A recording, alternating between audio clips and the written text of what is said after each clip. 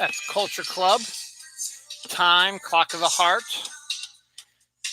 And the reason why I'm playing that is because today is the end of, I guess, daylight savings time.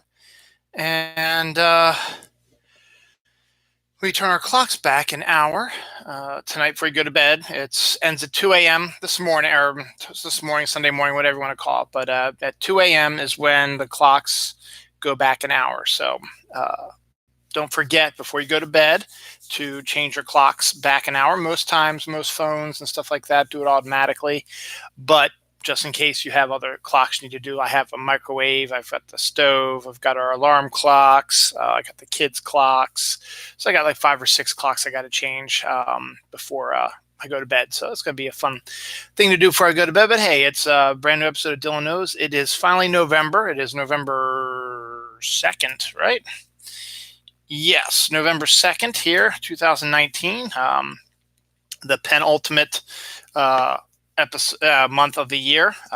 We got this month, and then we got December, and then we're into 2020, which is about freaking time because this year has absolutely stank.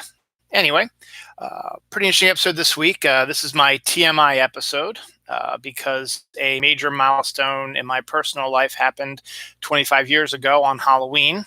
For those who might have been watching the show before might know what I'm going to talk about, but I will go into not a lot of detail, but a little bit more information about it later on in the show. We're also going to take a look at some, there's a Florida teen instead of a Florida man.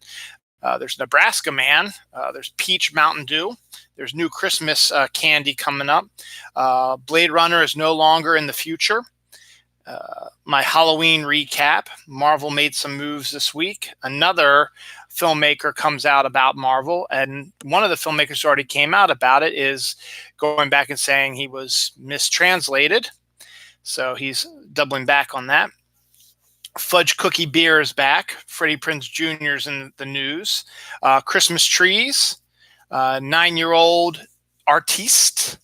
Some other Halloween stories. A couple of deaths happened this week. Suzanne Summers is very impressive. And what else we got? A Kentucky city official says one of the stupidest things that you've ever can imagine. That won't come till near the end of the show. And what the hell is that? Oh, and then phone skin, artificial skin.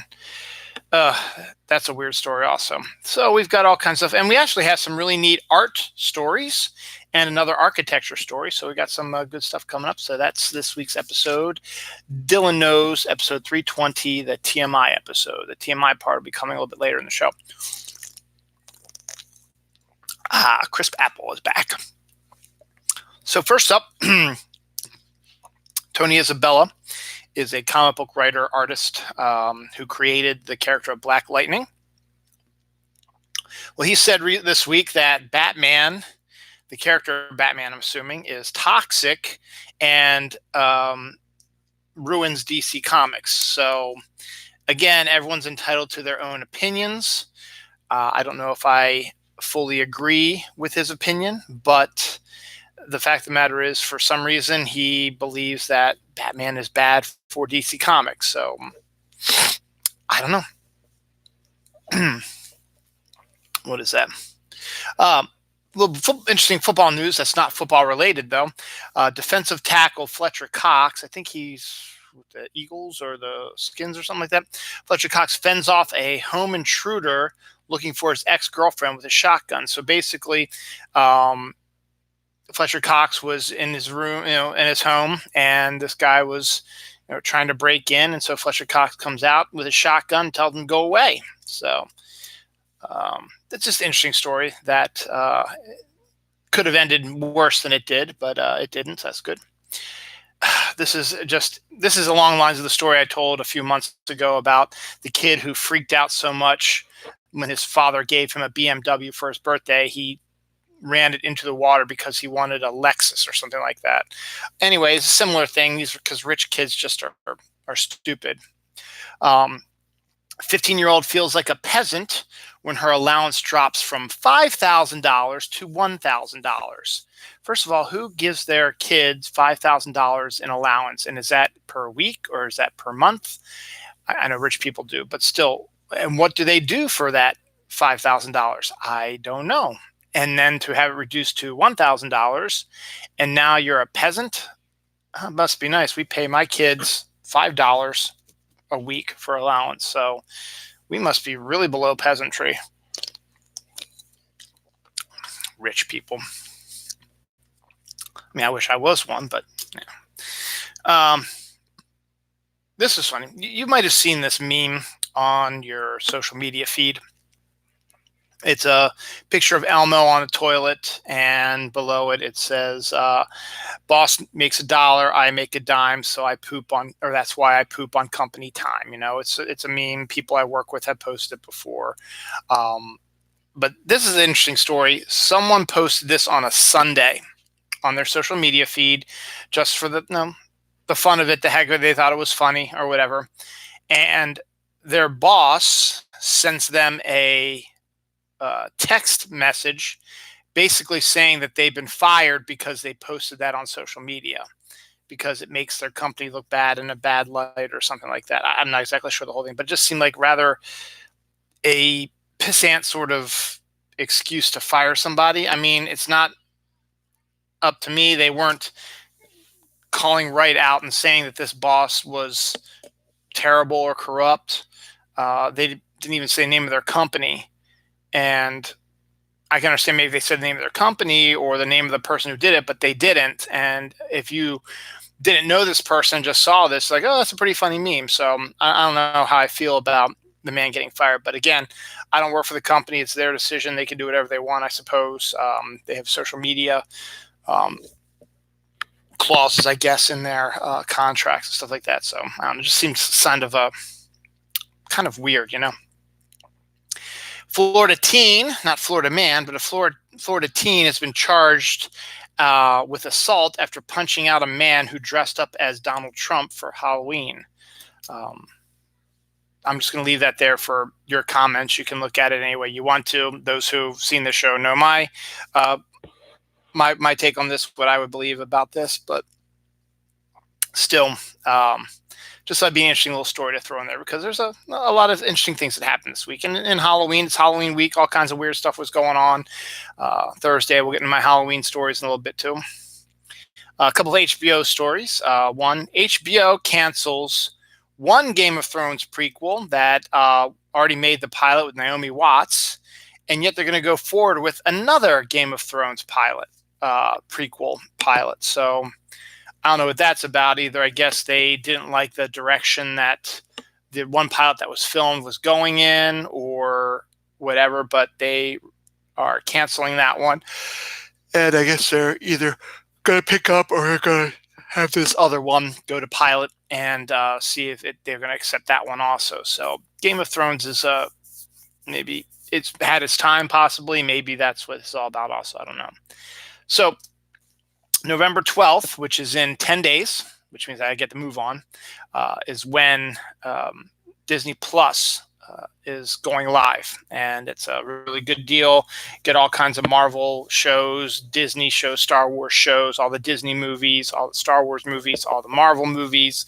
All that is going to be under this. They've got original films, original series, all kinds of stuff keeps getting introduced. They introduced that Avatar will be on Disney Plus. Yay, it's a horrible movie. Anyway, but there's all kinds of other people now who are doing streaming services, and HBO has announced their new streaming service called HBO Max. It'll be coming out sometime this spring.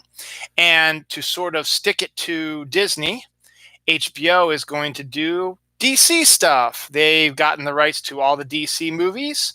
They've gotten rights to they're going to be making some DC shows. They're making a Green Lantern show, and they're making an Adam Strange show, which pisses me off because I have a great 7-movie idea for Adam Strange, but I never got off my butt to get it done. So we'll see about that. And it's going to be based, I think, on Tom King's upcoming Strange Adventures miniseries. Going to be out sometime next year. which I'm actually looking forward to because I like Tom King as a writer, and we'll see what he can do with Adam Strange. But so those are going to be original series that are going to be on there. They're also the home of South Park, which again, Disney Plus is the home of The Simpsons, and they're going to be aired on Disney Plus also. So now, South Park is going to be on HBO Max. Looney Tunes is going to be getting a brand new update on HBO Max. So it looks like Warner Brothers is actually teaming up with HBO Max and stuff like that. So I don't know how I feel about that. I'm probably not that, and I think the DC streaming shows like Doom Patrol and stuff like that are also going to be on this HBO Max. So what's the point of the DC Universe TV channel then? If you're just going to sell out to HBO Max. So I don't think I will be getting HBO Max unless there's something that just blows me away.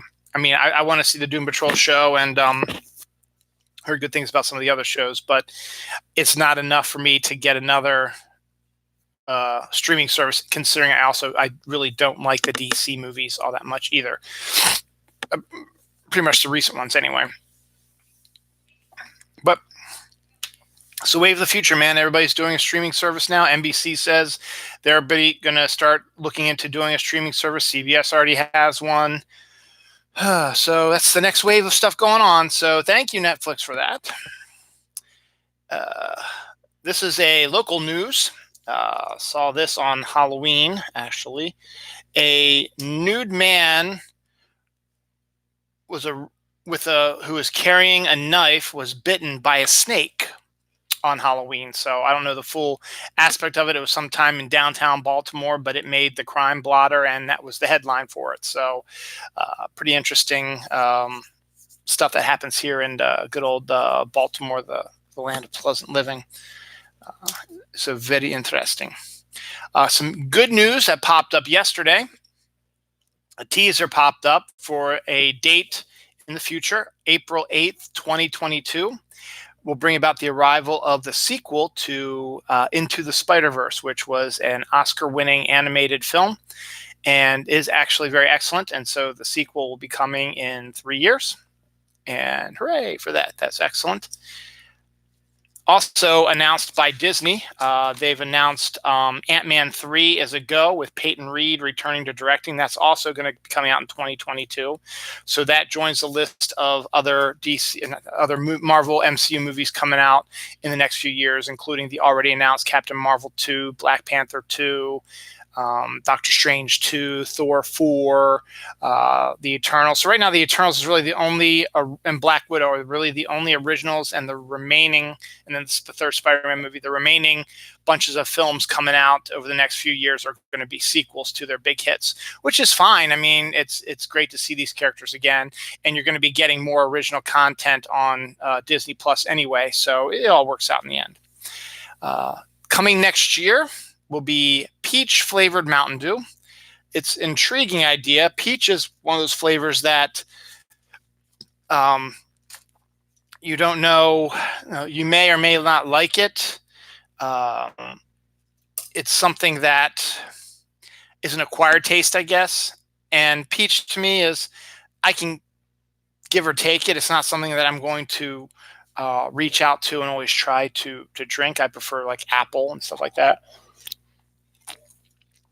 But will I try it? Absolutely, because I like to try all these new flavors and make my determination, and I'll let you guys know. But it will not be until sometime next year. So probably early part of next year. Probably it would be a good idea probably to release it sometime in the spring, because peach is more of a summery type of thing. And you might want to even wait till the summer dip. I think they probably want to get a roll on it in springtime, so that when summer does hit, they're like, oh, let's have some of this peach Mountain Dew. Or they can figure out, oh, wait, nobody likes the peach Mountain Dew, so let's just get rid of it and put in Baja Blast again. This week is Godzilla's 65th birthday, so happy birthday, Gojira. I probably should have played the Godzilla song from Blue Oyster Cult, but Time by Culture Club is appropriate, since we do have to turn the clocks back an hour tonight. Don't forget to do that.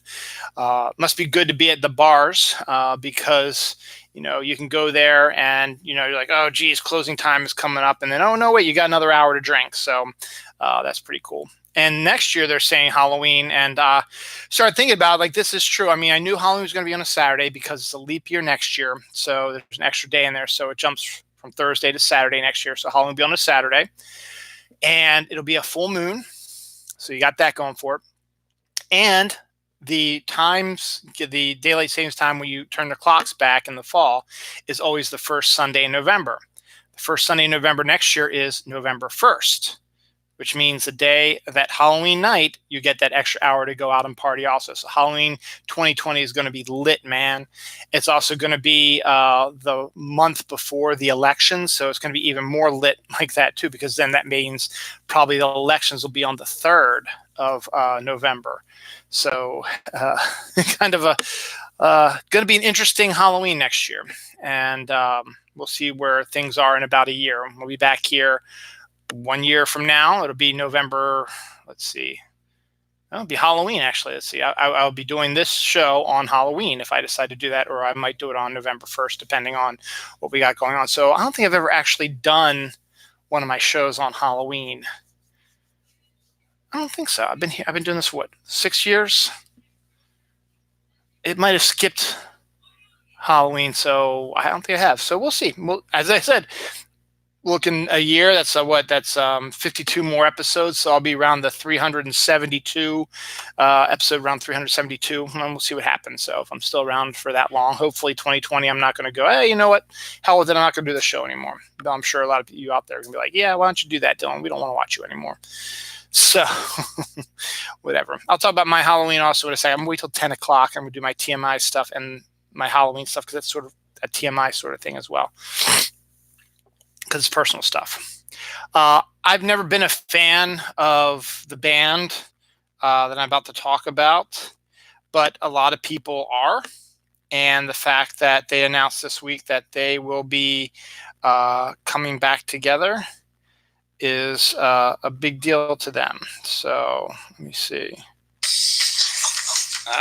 Let's see if I can get this started on here, because they got stupid commercials. I hate the commercials before YouTube ads now, or YouTube shows, I should say. So they're doing Christmas ads already. Come on, man. All right.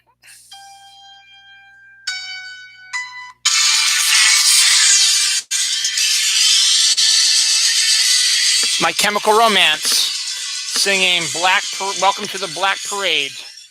They are going to be coming back together. They broke up a while ago, apparently, and they are now coming back. And the fans of the band are extraordinarily excited for that. And more power to you, man. As I said, never been a fan of them. But hey, fans of the show, fantastic. Fans of the band, fantastic. Get yourself a new album, then more albums, maybe a concert series probably will be coming up soon too. So good time to be a My Chemical Romance fan, which is good. Now, if REM would ever get back together, that'd be a different story for me, of course, obviously.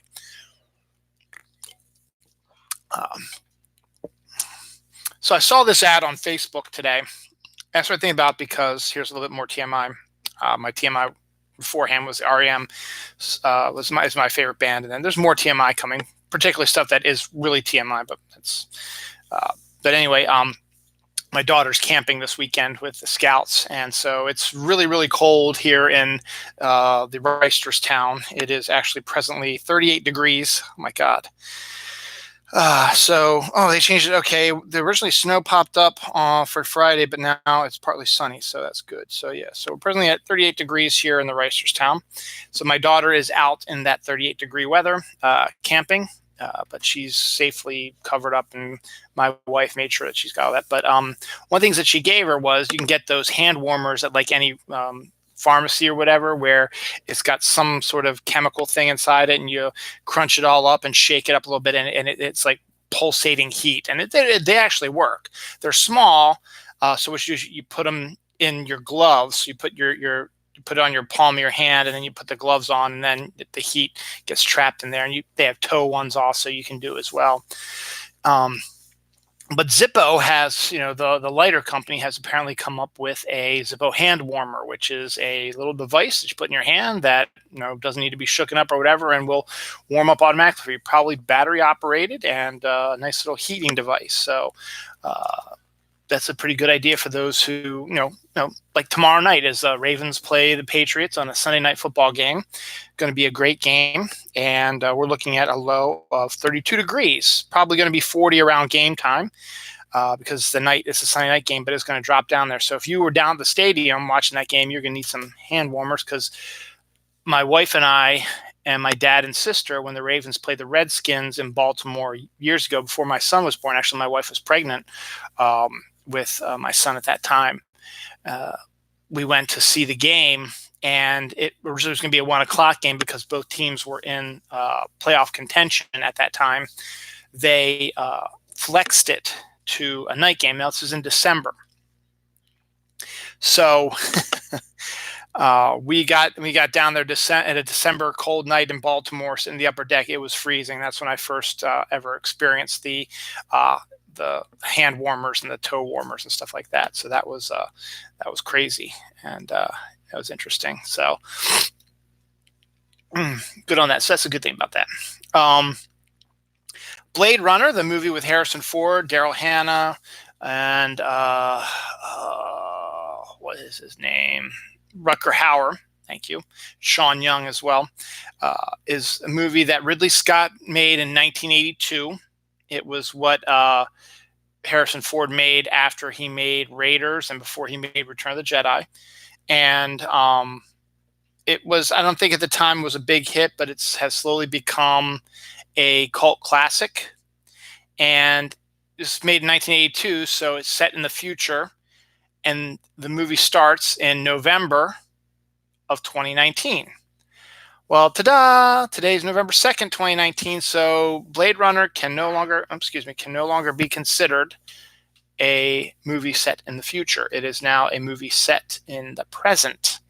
And all the stuff you see, I'm on live, Dan. Okay. Happy birthday.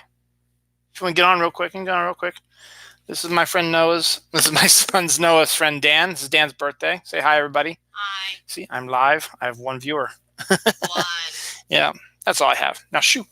Go to bed. Okay. Bye, Dan. Have a good night. Bye.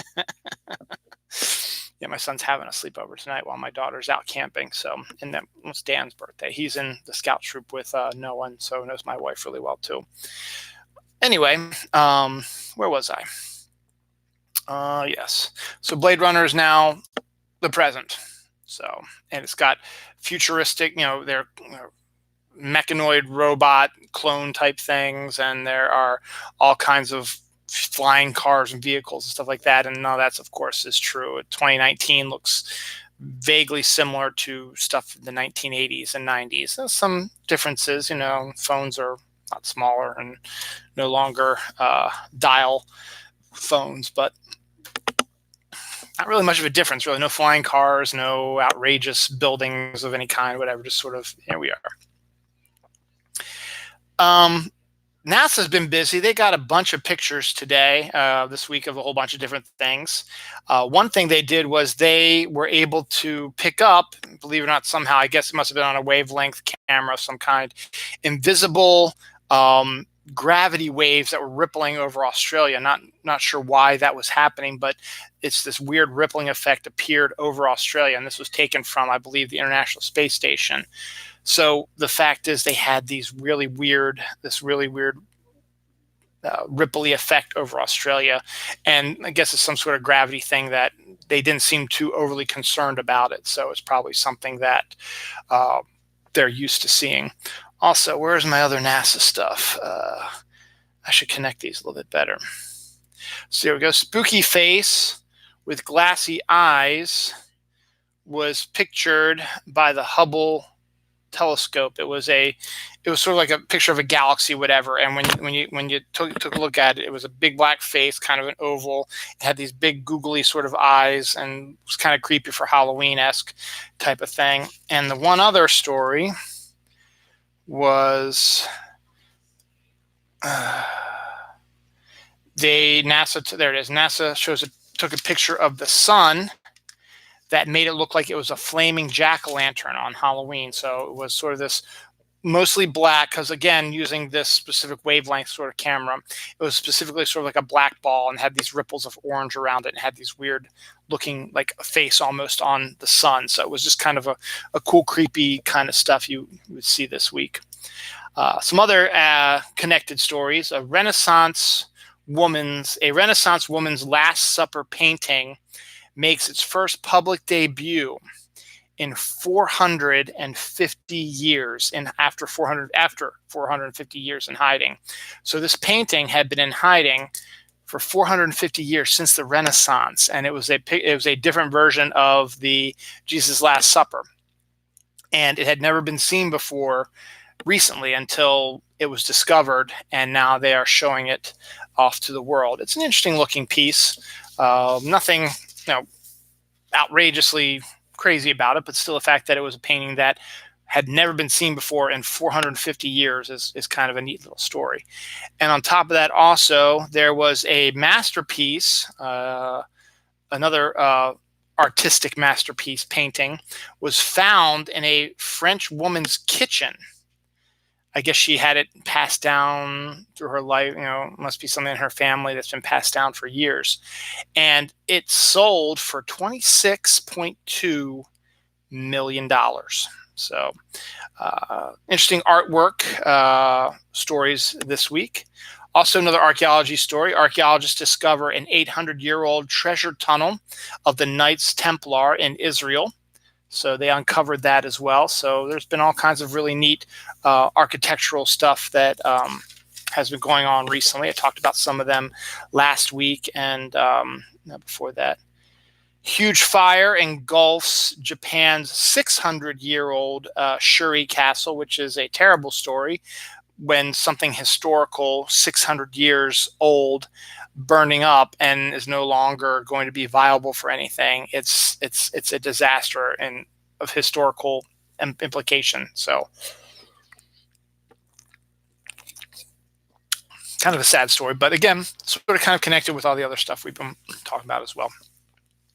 Now, for those who saw the movie The Martian, the character that Matt Damon plays in the movie survives on the surface of Mars with low food by growing potatoes, using a combination of Martian soil, water he's collected, potatoes that they were going to eat for Thanksgiving, all kinds of stuff, and he was able to create a bunch of that.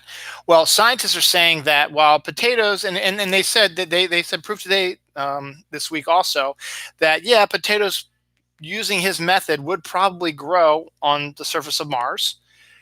However, they say that if you really want a vegetable that will grow extraordinarily well, considering the conditions on Mars, no oxygen, stuff like that, they say asparagus might be the way to go. Now, I don't know if it's because of a specific way that they grow things or whatever, but they say asparagus is probably the most viable vegetable you can grow on Mars, with considering the soil composition and the sunlight and the wind and rain, and there's no rain, I guess, but no wind and conditions on Mars.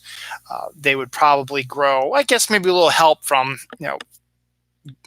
good old NASA space help, whatever, probably grow a little bit, but they would grow really, really well. They say it'd probably be the best one to do. There's also another local story somewhere in Maryland. I'm not exactly sure where it was. This Halloween, a little boy is going viral from a doorbell camera where he goes up onto a porch for Halloween and looks into, this obviously the people weren't at home, but they wanted to give out candy, so they put a bucket full of the candy out. And you're supposed to take one piece. Kids take handfuls of it, and they take all of it sometimes, depending. This kid, though, walks up onto the porch, looks in, peers into the basket, says, okay, there's no candy in there. Oh, I was getting ready to leave, but then he turns around, he sees a little girl, smaller and younger than him, that he doesn't know, come up the walkway to get some candy. He's like, you know what? Let me just give them some of my candy so they can have candy. So he took some candy out of his pack and put it in the empty container so the little girl behind him can get candy for Halloween from this house. I thought that was kind of a cool little story. And the fact that it was local is absolutely brilliant. Where am I at? 29:40. So about 20 more seconds before we get into the TMI part of this episode. What was I going to say? The Nationals, which is sort of another local news baseball team down to our south in Washington, they won the World Series in 7 games, and it's the first World Series, I think, in baseball history where the home team never won. So the first 2 games were in Houston. The Nationals won those 2. And then it reverted to Washington. And there were 3 straight games in Washington that the Astros won. So the Astros were up 3-2 as they went back to Houston. And then the Nationals won the last 2 to go ahead 4-3 and win the World Series. The first World Series Cup in Nationals history, considering the Nationals have only been around, for close to 13 years or so. So, am I really going to do this? Yeah, I've had this on my mind for a while. This is the TMI part of Dylan Knows. 30 minutes in, I think is about right. Those of you who might have seen the show before might already know this, and I'm not going to reveal names to avoid embarrassment, but October 31st, 1994 was a huge night for me. It was the night I lost my virginity. Yes, I know that makes you 21. Yes, I know. I waited a long time to have actual intercourse. I had a relationship, as I talked in an episode a while back, my sophomore year. I had a relationship with someone which was purely sexual, except for the fact that we didn't do intercourse. It was dry humping and all the other stuff you do with it. So that was my first experiences with sexual activity. But this was the first time I actually had real, honest to heavens intercourse with a female. And it was on Halloween, October 31st, 1994. Never going to forget that. And if you look at the date then, it was 25 years ago. So it's the only time the only reason why I'm bringing it up is because of the 25th anniversary aspect of me losing my virginity. Not that you want to know that, but hey, that's why the episode is called the TMI episode. So take that as you will. It was the beginning of a frustrating sexual history in my life, but we're not going to get into that either. That is way, way too TMI, and so we're not going to talk about that anymore. Now, that was the big TMI thing. Something else is going on with me right now. Now, this wrist has been hurting me for a while. I don't know why. I think I know when it happened. I think it happened one day when I was at work and I was trying to catch a box that was coming down. I caught it, sort of bent my wrist back, but it hasn't been bad. It's just occasionally it tinges, and sometimes I can't put a lot of pressure on it. Right now, I'm okay about putting pressure on it right now. I can do it now. There's sometimes I can't, but right now this one feels pretty good. The reason why is because now this one is hurting the hell out of me right now. This one is really, really hurting me. I mean, right around here. And this one happened, I believe, last night when I was getting my son's bed redone, because you know how you have the fitted sheets that go over the mattress. Well, I was kind of an awkward thing because my mother, his grandmother, got him one of those little shades you can put over your portion of your bed, and it was a star one, and it's really hard to I don't know how to take it off and redo it and stuff like that. So I figured just leave it up. So I was reaching in, I think I reached a little too hard. I did something, and I don't know, it just my wrist right around this area just started killing me, like I had tore it or something. I mean, I don't see any bruising. There's no bruising. It's a little itchy periodically, and I don't know if that is something to do with it, but it hurts a lot now. And there are times where it goes in phases. Like right now, it's starting to hurt. Now that I'm like focused on it, it's starting to hurt a lot more. But when I was doing the show, it really wasn't hurting me as much. And then, today it's been off and on, and it was really, really hurting about an hour ago before I was doing the show. And it's one of those things where it hurts so much sometimes that it makes me feel sick.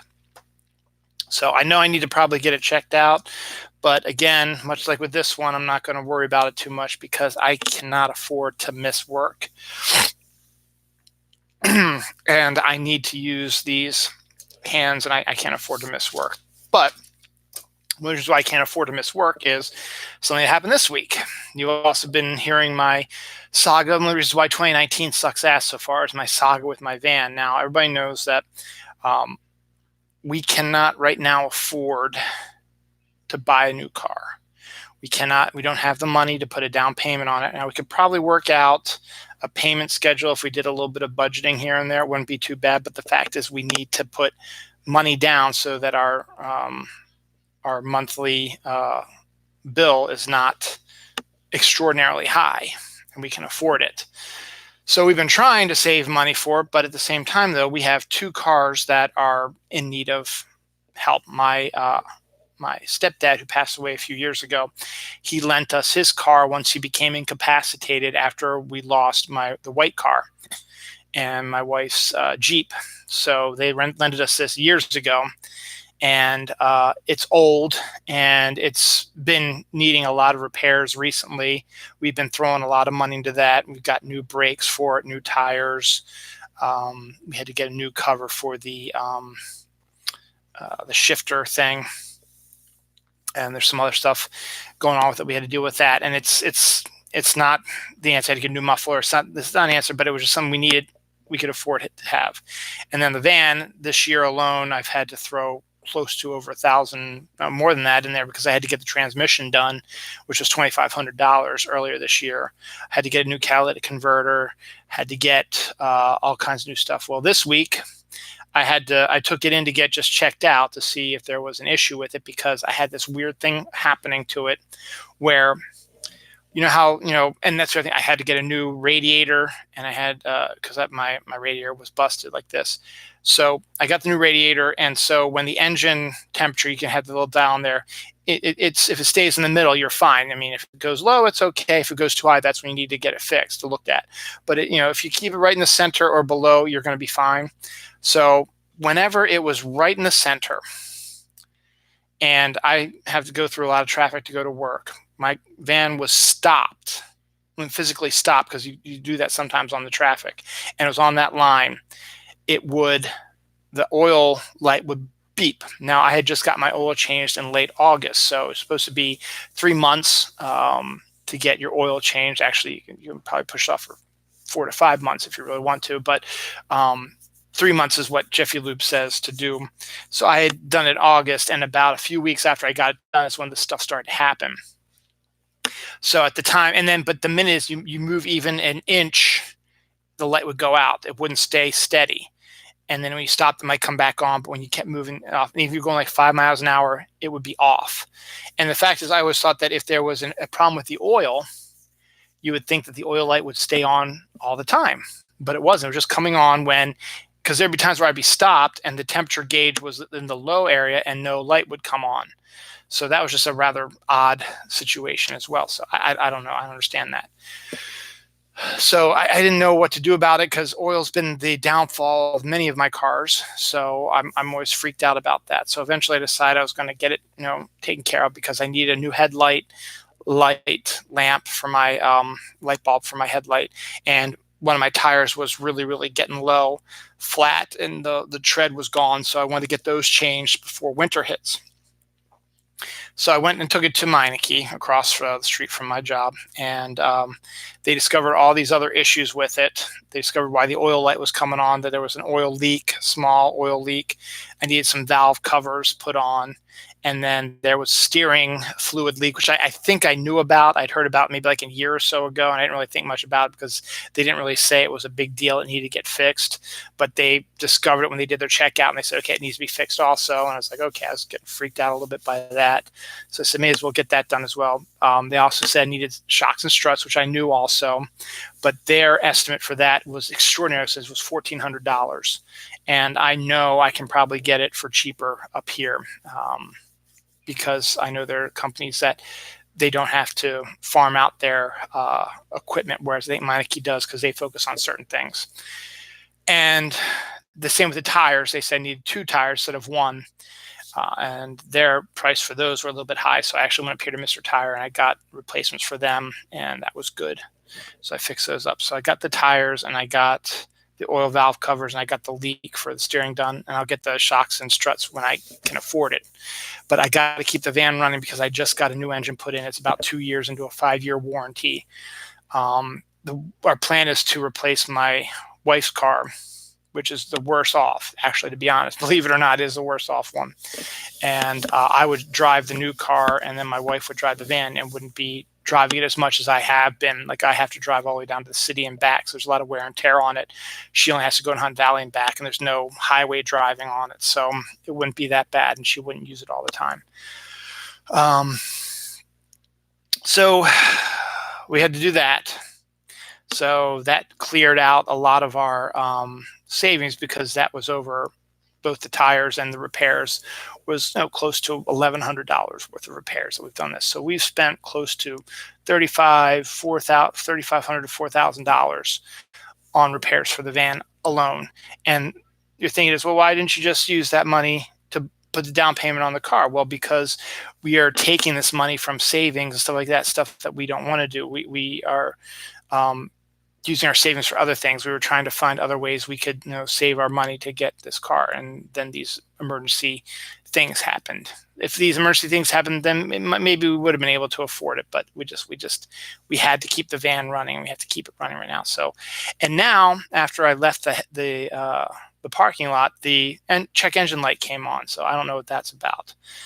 So it's just another thing. I'm not even going to worry about that for a while, because I don't see anything wrong, and I can't possibly imagine what else could go wrong right now. So we'll see. I also had to get reading glasses this weekend, and I'm not liking them that much, because it's clear my eyes are getting weaker. I'm getting older, and my eyes are getting weaker, and it's hard for me to read small writing and stuff like that. But when I use it, check my phone or reading, when I take them off, my eyes are really, really hurt, and I have a headache. And everyone's like, oh, you're just not used to it yet. Yeah, I know, but it's a pain, and I can still read okay on that. So I had that to deal with as well. But let me tell you about Halloween now. I think that's about all the stuff going on, TMI wise. But my Halloween this year was pretty good. All week they've been calling for rain on Halloween, like around 7 o'clock, like right around the time everybody would be trick-or-treating. So people were sort of panicking. Some were saying we should maybe move trick-or-treating to November 1st, that Friday, or go early, because there's supposed to be a break and the rain is supposed to hit like about 7. So say, okay, why don't we go out like around 5, when it should still be clear out, and do our trick-or-treating then. And during that week, the Scouts that my daughter and son and my wife all are part of, they came up with an idea for an indoor 1 hour, 7 to 8 on Halloween trick-or-treating at the church that they do their meetings at. And so it was a good idea, and they got it together. They got the word out on social media, and they got the Scout people to get candy and bring it to the church, and they set up decorations, stuff like that. And from 7 to 8, kids came and they trick-or-treated, and they had a really good time, and they had a good turnout. Now, it became a little bit of a difference when it didn't rain until much later. It had rained early in the morning, but then it sort of, cleared out and didn't really do much, and it was hot. I mean, it was like 78 degrees, so it was like almost summer weather, and very humid. And so by the time I got home from work, I'll talk about work at Halloween in a second too, it was about 5 o'clock, and they had already had some trick-or-treaters come to our house, and I'd seen some walking around the neighborhood. I was like, okay, that makes sense. So I got home and I started handing out candy, and then, right around 5:30, more and more kids came, and then it kept spiraling. But the temperature was really, really nice. It said it was like in the upper 70s. It was, cloudy, but it wasn't raining. It was humid, and there were breaks. You could actually see like clear sky and stuff like that. So my wife decided to take my kids out to do our trick-or-treating in the neighborhood, to do their trick-or-treating in the neighborhood for about an hour or so. So they left about, I guess, I'd say 6 o'clock, I guess. Maybe not 6 o'clock, like 5:30-ish. And we're out for about an hour doing trick-or-treating in the neighborhood while I stayed at home and gave out candy to everybody, which is what I like to do. And then when they got back, the three of them drove over to the church, and then they did their the trick-or-treat thing with the Scouts, and I stayed at home and handed out the candy. Again, clouds rolling through. The wind was picking up a little bit, but still no rain. There was a couple of weird things that happened. One, you could see as night was falling, there was a big batch of red, creepy looking clouds rolling through, and the clouds, you could visually see them. They were moving. sometimes, you can see them moving, slowly across the sky. This suckers, they were moving fast. And there was like this red batch of them coming in. That was really kind of cool. We had tornado watches in the area because of the wind and the clouds, stuff like that. Airplanes, we have airplanes fly over us because the airport's not that far from here. They were lower than usual. I mean, much, much lower than usual. So that was kind of interesting to see some of them flying overhead. And then the winds got really picked up pretty good. It got to be so bad at one point that it took out my inflatable. Now, the inflatable was attached, had cords attached to it and stakes and stuff like that. But the wind was just so strong for it that it was pushing it out towards the sidewalk and it was getting ready to hit some kids. So I was like, okay, no, I got to turn this off. So I deflated it. So I couldn't have that up anymore. And the wind just was really blowing crazy. But again, it was like really, really warm. The neighborhood was buzzing. We had the normal amount of trick-or-treaters we have. We always have a lot of people. To put in perspective, I bought a bag of 400 pieces of candy, and I gave about 2 to everybody who came trick-or-treating. My wife had bought some extra candy for the scout stuff, and she left a bag because it looked like we were going to be short candy. So she left a bag for me to have as well. So by the end of the night, I had gone through the whole 400 pieces of candy, which if you gave 2 to a customer, that'd be 200 people. And then about half of the other bag, which is about 135, was also gone. So we had probably close to 300 some kids come through over like a 3-hour period. So that was kind of nice and good to see. And then right around, I guess, 9 o'clock is when just the skies opened up and it just poured like crazy for a few hours. And the electricity went off for a little bit. And it was crazy. So I also saw a bat, which we don't really see a lot of bats in the area, but I saw a bat flying around here.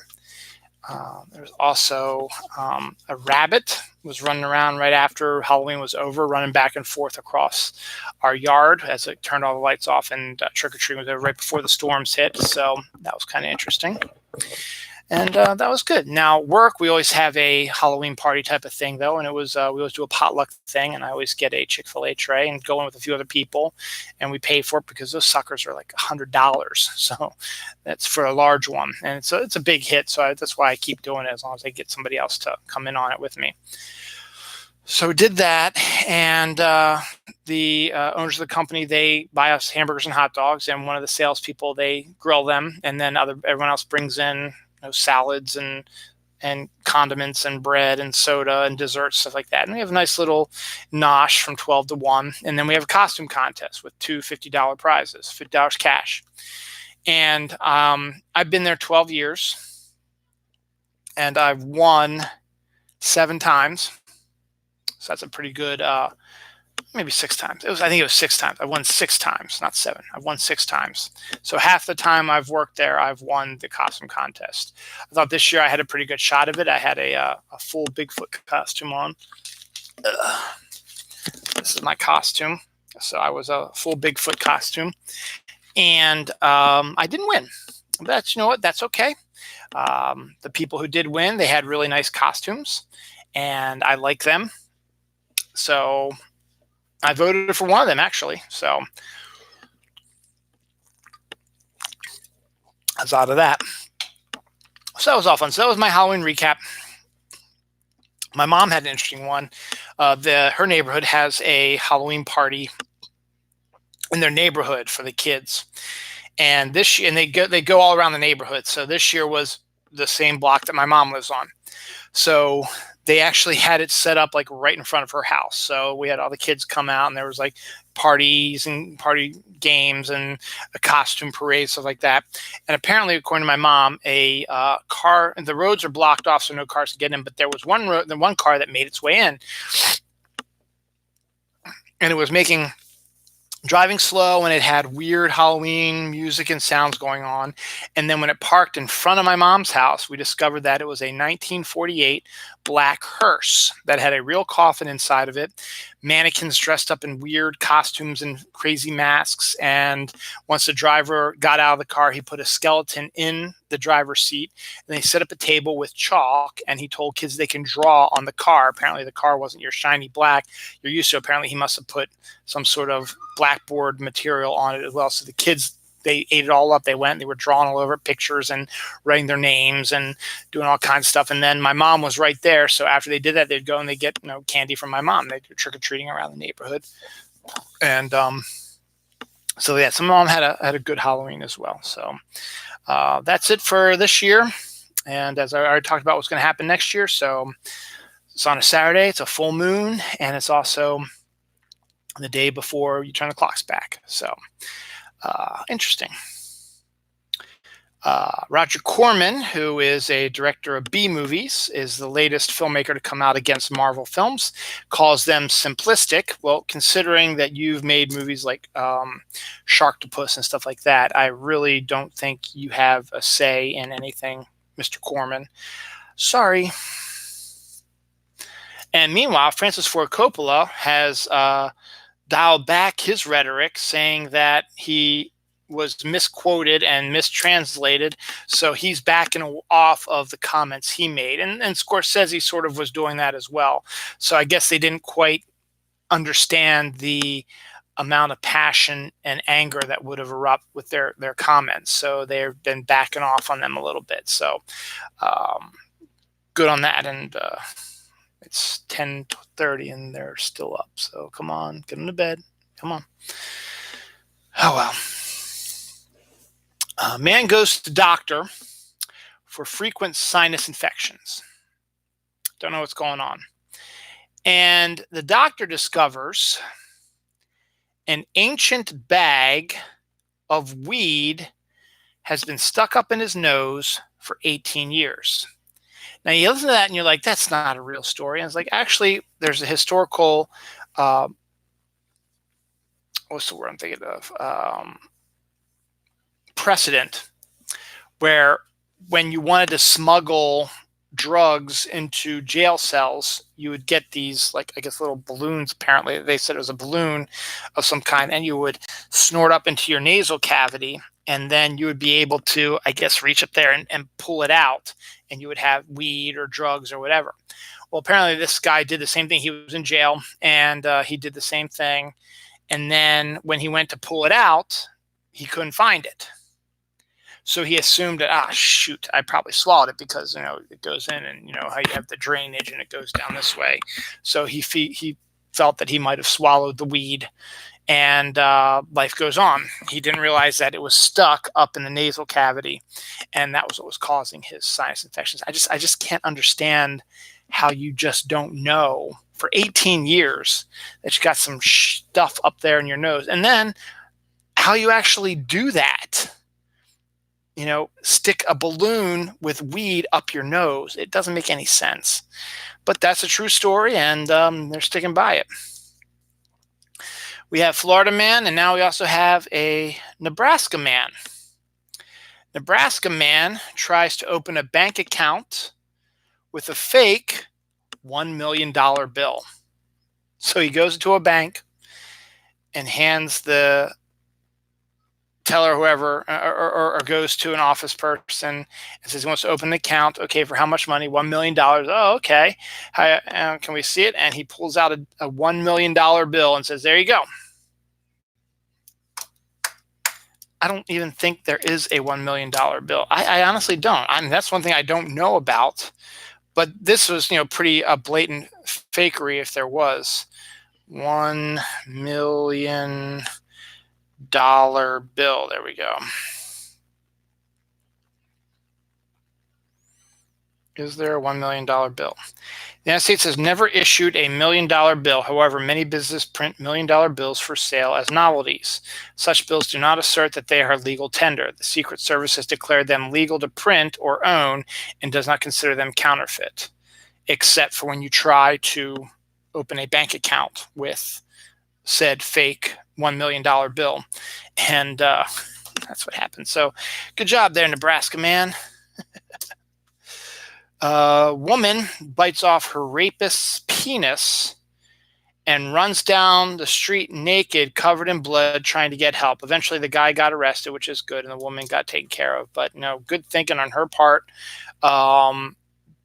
Dude's trying to rape her, and the best thing she could think of to do is to attack that member, and was a good job on her part. She did it. That's good. It's terrible that it happened to her, but the fact is that she was able to defend herself is good, and maybe make people think twice about attacking people again. Every week, it seems like Starbucks has a new drink out. Well, this time they have a toasted marshmallow hot chocolate drink now available. So that actually sounds pretty good, actually. So go ahead if you want some hot chocolate. It's hot chocolate. It's not necessarily coffee. And their hot chocolate is pretty good, too. So a toasted marshmallow hot chocolate might actually be pretty good. Maybe tastes good pretty right now. But instead, I got my Bing Crisp Apple, which I haven't had for a while because the Weiss shop I go to doesn't sell them. They sell the iced tea, which you've seen before. This is a Food Line thing. I went to Food Line this weekend and got some. People who are always running late are happier and healthier. Not 100% certain how true that is, because my dad is the pinnacle of punctuality, and he's very healthy. And he's fairly happy also. He's presently retired and is in Florida right now, not to live, to visit his sister, my Aunt Terry. And they had just come back from France. And after their trip to France earlier in the summer, they did a cruise around Italy. So he's gone on 2 European trips within the last 3 months and is now in Florida. So, but he's the most punctual man you're ever going to meet. So I don't know how true that study is. Bill Murray's one weird dude. We've all known about this, and he plays by his own drum. In this case, Bill Murray applied for a P.F. Chang's job at the Atlanta airport. There's a P.F. Chang's there apparently, and he applied for a job there, and they accepted him. So I don't know if he's actually was serious about it or whatever, but they hired him. So I guess he's there for now. Freddie Prinze Jr. Has joined the Punky Brewster remake. I think I might have mentioned that last week. I'm trying to remember. It sounds like something I might have mentioned before, but I figured I'd mention it again because anytime I can mention the husband of my girl, Sarah Michelle Gellar, and I kind of like him also because he's like me, he's a comic book guy, Star Wars guy, gamer guy, though he likes wrestling. I'm a big fan of wrestling. It's good to see him getting another job and being part of the Punky Brewster reboot, which actually sounds pretty interesting, with Salil Moon Fry returning as Punky, but this time as a grown-up Punky. Obviously, it's probably going to be a story where she's now going to take over the role that George Gaines did as the guardian of a child. So should be interesting. And I guess Freddie Prinze will either play the love interest or something, don't know. Multiple raccoons have taken over an Arkansas library. So I don't think they probably literally did it, but they have invaded the library and have been pulling books off the shelves and tearing up things, stuff like that. So I guess technically you could say they've been taking over the library in that way. Another local news, apparently there is a beer called Fudge It, which is a fudge cookie beer made here in Baltimore. I don't exactly know. It hasn't been out for a while, but they have finally gotten it, the ingredients right and the recipe right, and it's being redone and redistributed here in Baltimore. So I don't know how that's going to be. I guess Hershey's and Yangling are teaming up for like a chocolate beer. And chocolate wine was a thing a few years ago. So I guess this is the next level. So I guess a fudge cookie beer might be interesting, but it just doesn't sound interesting or tasteful, I guess. I don't know. It might be. I don't know. It could be like the best beer you ever had, but I've never heard of it before. And so, but it's out there. Christmas is coming. So here's some Christmas stories for you.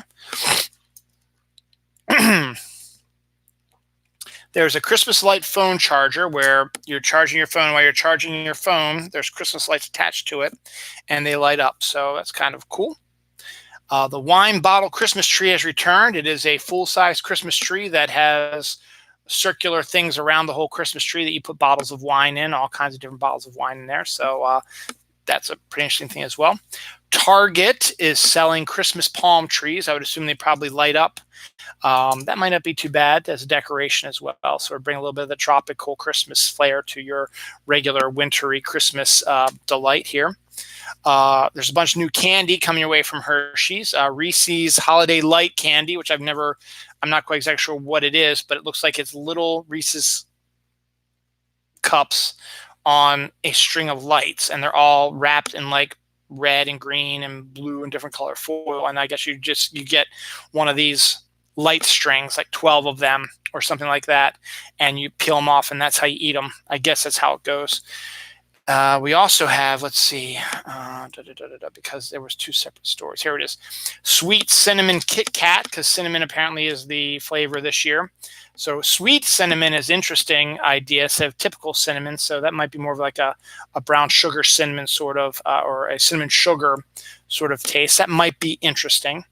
Hershey's dipped pretzels. I think that's not all that new, but they are coming out there. And Reese's mystery shapes. Now, Reese's does their holiday stuff with, the pumpkins, and then they do the Christmas trees. Well, this year I think they'll still do the Christmas trees, but they're also now doing like Christmas balls and obviously Christmas lights, Christmas presents, stockings. So it's going to be like a mix of all these different types of Reese's cups.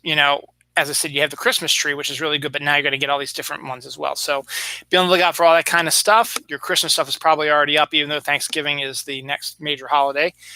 Coming up in 26 days, which is a long time because I get a 4-day weekend and I want to just get there.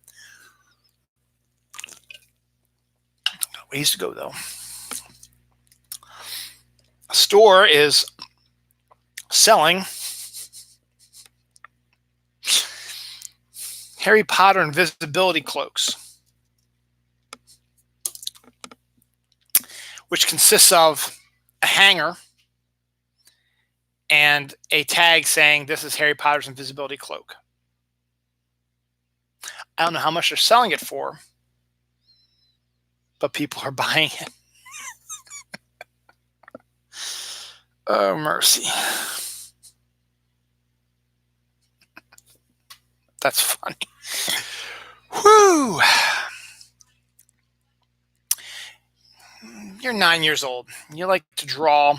You like doodle all the time on your schoolwork. Maybe you might get a little bit of trouble, doodle on the walls at home, whatever. You get a little trouble, you wipe it, you clean it up, whatever. Get in trouble over that. Well, this 9-year-old who was told not to doodle anymore has been hired by a restaurant to decorate their walls. I don't know how they knew the story or how they heard the story or whatever, but they invited this kid to come in and just draw doodles all over the walls of their restaurant, their white walls like there are around here. This kid was just drawing all kinds of stuff on it, and I guess it adds to the ambiance and the atmosphere of the restaurant. So interesting. Lucky Suzanne Summers, she's 73 years old, and she has sex twice a day. Wish I had sex twice a day. I mean, it's been 25 years, Halloween, since I first had sex. But at age 73, twice a year sex, must be nice. Must be really nice. A German restaurant accidentally serves a hash cake at a funeral, meaning a cake made with marijuana or hashish or whatever you want to call it. So, you get the hash brownies and stuff like that. Well, apparently someone made a hash cake and they sold it unknowingly, I'm hoping, to a funeral who was going to use it for a wake, and everybody got high off of the cake. We had some deaths this week. John Witherspoon, a comedy actor, been in a number of movies, including Friday and a few other things as well. He passed away this week. Robert Evans, who is a producer produced Chinatown and a bunch of your big 1970s sort of event films. I think he was even involved in Jaws a little bit. He passed away this week. Now, where is his story? Oh, well, I'll get there eventually, I guess. Yeah, it'll get there eventually. But yeah, Robert Evans passed away this week as well. Maybe I didn't write it down. So we have a couple of people that died right there. A 39-year-old woman is banned from having children after giving birth to 44 children. She's 39 years old. And she has 44 children. Now, I'm wondering if there's some twins and triplets in there, but that almost doesn't seem possible.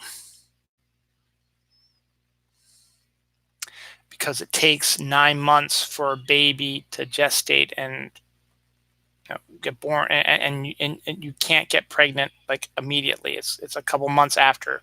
You can have kids within about a year and a half of a kid, but it doesn't make sense. But somehow, I guess it's true. But she has now been banned to have any more children because 44 children is a lot. Divers are swimming with gelatinous blobs full of 10-armed squid babies. So these divers are just, diving in the water like they always do, and they happen to notice these weird gelatinous items floating around in the water. And apparently that's how squids have their babies. They have the babies gestate within a bubble, and the bubble just floats around the water, and that's how they get protected and stuff like that. I don't know, but that was a weird sort of. There's Robert Evans. So that was sort of a weird kind of story and a weird thing to see if you're down there. What the hell does that say? Oh, mint chocolate Twinkies. No, mint is always a big thing around this time of the year. I'm not a big fan of mint chocolate. Here's a little bit more TMI for you. I hate Andes candies. I hate any type of chocolate mint, like York peppermint patties or anything like that. Man, due to the fact that Thanksgiving at my grandparents' house years ago when I was little, they used to have a candy dish. And that one Thanksgiving, they had a candy dish filled with Andes candies, the chocolate mint flavored candies. At that time, I was okay with it, and I was gorging on those, and I ended up throwing it all up. So from that point on, you know how that happens, sort of, where you overindulge in something, and you end up throwing up, and you never want to eat that or taste that again. Another good example is there used to be a steak sandwich I used to get at Harry Little's, which was a local Subway place near where I grew up. And one day this wasn't due to the sandwich, it's just because I had a virus. I ate one and I threw up after eating it, and I never wanted to eat it again, even though it was delicious. It's sort of with alcohol also. If you drink a certain type of alcohol, it makes you really, really throw up a lot. You're just like, ugh, I never want to drink that again. Now, it's not always the case because I've thrown up by over drinking beer. So yeah, I still drink beer periodically. I'm not a big beer drinker, but it's not one of those things like, ugh, I can't drink this. But it's more like some along the lines of a hard liquor or something like that. So that's interesting. Mandalorian I talked about Disney Plus starting in 10 days.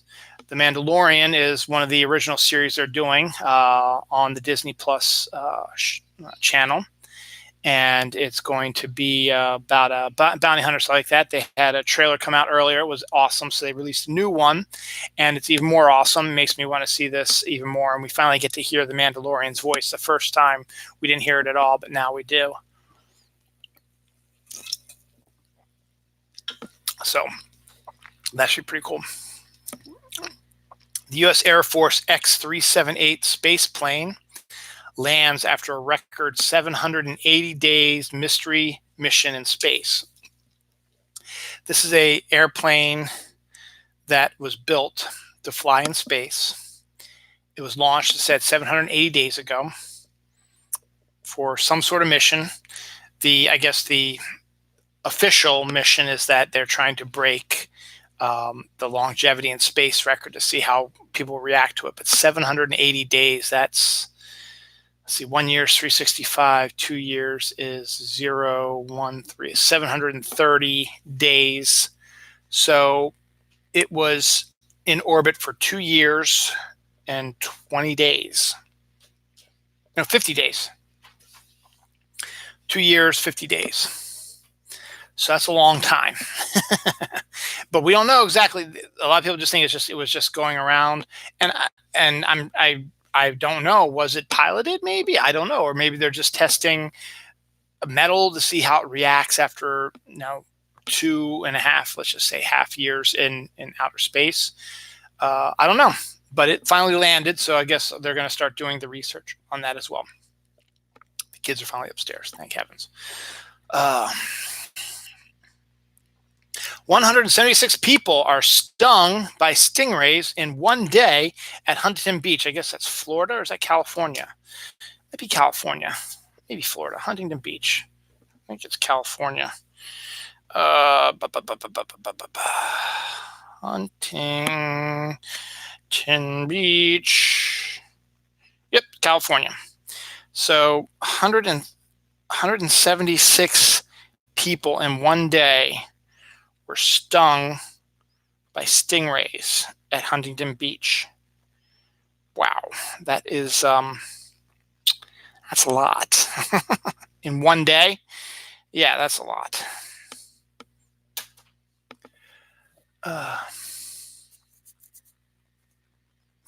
Yeah. So when the World Series came to Washington, I already talked about that the Nationals won. There were 2 women who are Instagram models that were kind of doing it,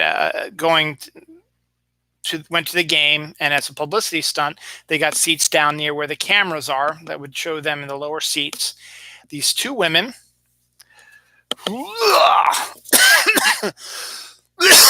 again, some more TMI there. Uh-oh, where'd that go? Oh, there it is. They flashed their breasts. Now, they were nice-looking breasts, because I saw the unedited version of it. But they flashed them on national TV live, because the game was shown live. And they were Instagram models, so they were trying to, I guess, get people to subscribe to their pictures or whatever. And the Major League Baseball didn't take too kindly for that, so they sent them a letter saying, guess what?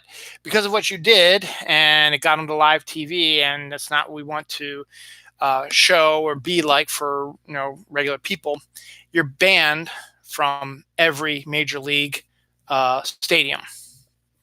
So they were nice breasts, though. That's besides the point.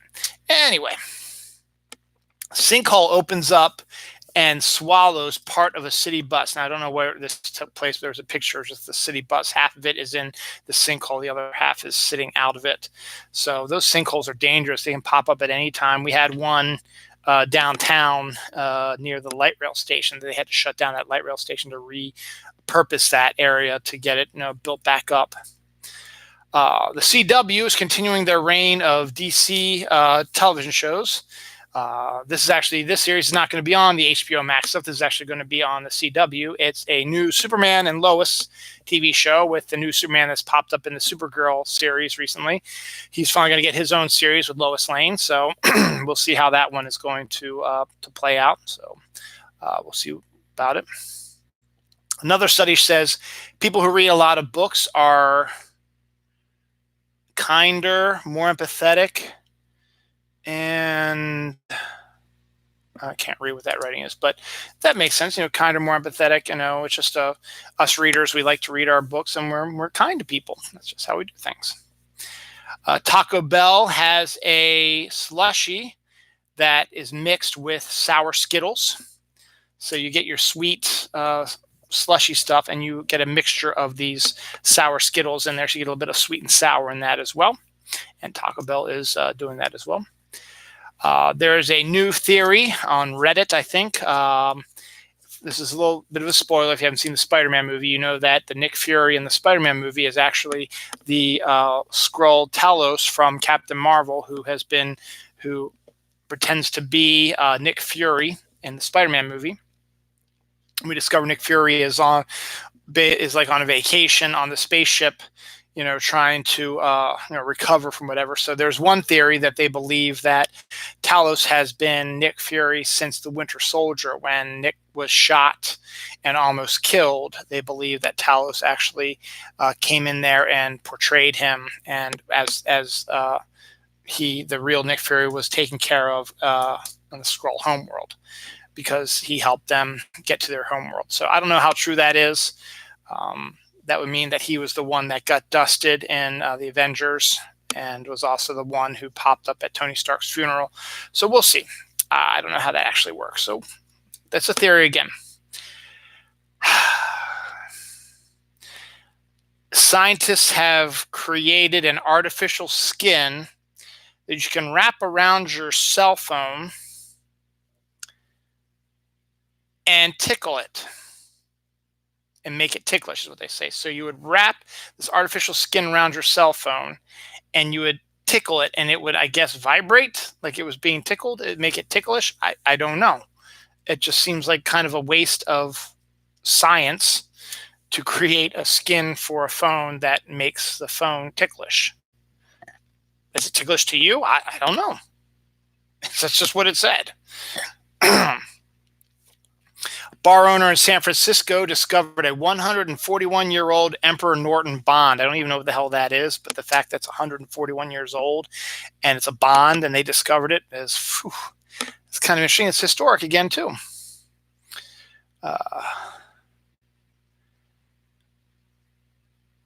Oh, yeah, that was the other death that's going on.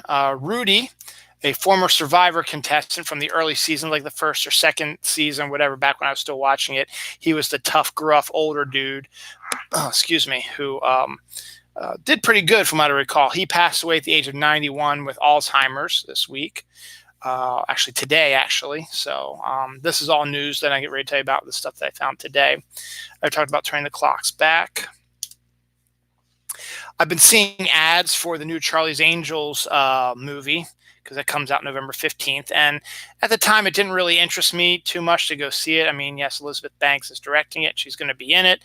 And then there was going to be Kristen Stewart and a few other people in it. Well, I've been seeing these ads that have been focused, keyed in on Kristen Stewart's character. And it's changing my mind a little bit, because Kristen Stewart looks like she's having the best time making this film. Her character is all hyperactive, bada bing, bada boom, funny lines, funny little movements and stuff like that, which is sort of a character that I have in my head for a movie that I want to write eventually. Wouldn't be a female. I'd be playing the sort of the character that has all these weird mannerisms, but the fact that she's got this kind of stuff and looks kind of sexy in it as well, to be honest, is a good sign that maybe she's going to maybe finally get a little bit more respect than she gets nowadays. But it's some good stuff. You see it on Facebook, and that are just focusing really on her right now. And it just shows like she's having a great time. So I haven't been having a lot of animal stories recently, but this one is, I try to do at least one, but there haven't been a lot of them lately. But this one shows that animals have empathy and also are concerned about, good Lord, excuse me, themselves. More TMI. A horse rushes into danger to save other horses as a wildfire erupts in California. So this horse got out of the pen because of the incoming wildfire towards them, but then realized, hey, my buddies are still in there, and goes back in and is able to get them out with him. So this horse, on his own volition, saved the lives of his friends and possibly family. So that was pretty cool.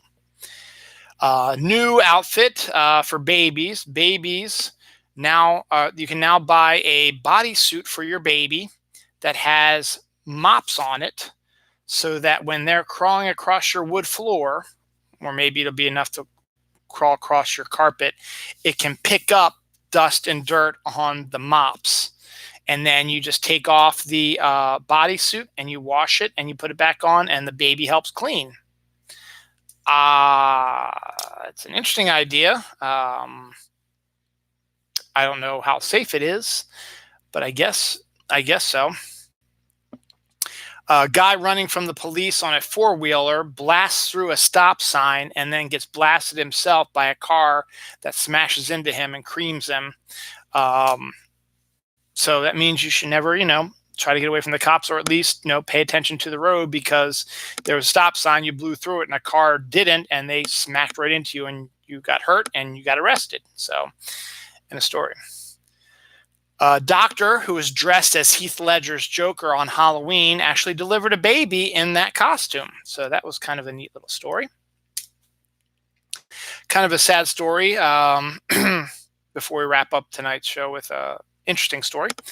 One of our local Snark Alex and friend of the show, Helena McGevna, who's been on the show a couple times over the years, and I've worked with her in other shows as well that we've done with Snark Alex stuff. She actually took a fall, and she broke a good portion of her ankle bone.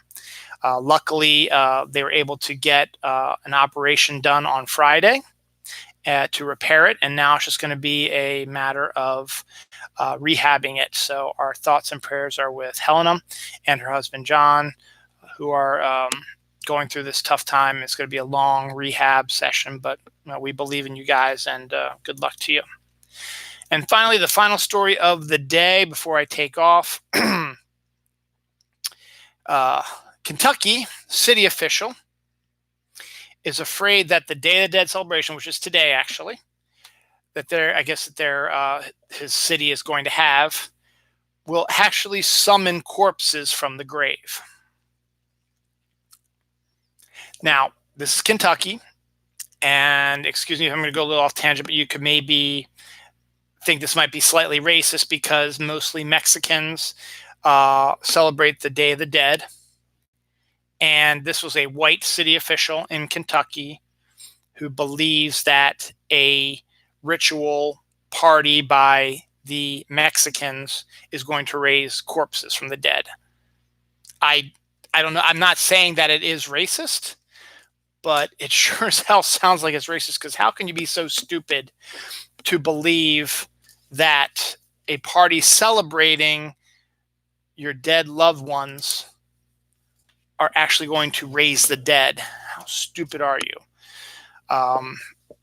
I don't want to believe that they're stupid, but I don't want to believe that this is all a racist thing, but I believe it actually is more of a racist belief than anything else. So I am going to do a check-eye day, but I'm not going to do as many as I usually do. I'll do today and tomorrow's. Today was All Souls Day, or the Day of the Dead.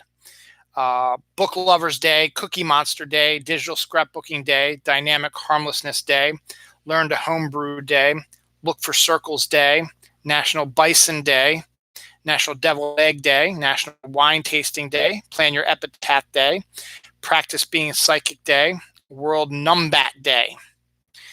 And tomorrow,